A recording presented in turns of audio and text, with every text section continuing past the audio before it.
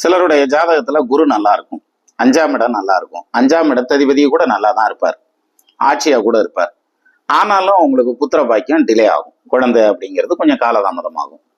உடனே இவங்க பெரிய அளவுல டென்ஷன் ஆகி என்ன செய்யறது ஏது செய்யறதுங்கிற மாதிரி நம்ப குழம்பிடுவாங்க. அப்போ இந்த பிரச்சனை யாருக்கு வரும் அப்படின்னா, ரொம்ப சிம்பிளா தெரிஞ்சுக்கலாம். லக்னத்துக்கு 5ஆம் இடத்ததிபதி ஆட்சியா இருக்காரு, உச்சமா இருக்காருன்னு ஏமாந்துடக்கூடாது.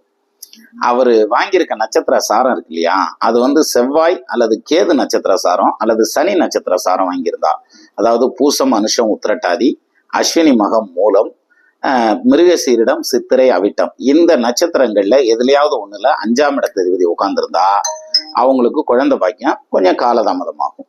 ஆனா இதுல பியூட்டி என்ன தெரியுமா, டிலைடு தான், டினைடு கிடையாது. அதாவது குழந்தை இல்லைன்னு வராது, குழந்தை கிடைக்கும், but it will take some time. அது ஒரு சில விஷயங்கள்ல அவங்களே தள்ளி போடுவாங்க. ஏன்னா இப்பெல்லாம் அதெல்லாம் நாகரிகம் இல்லையா.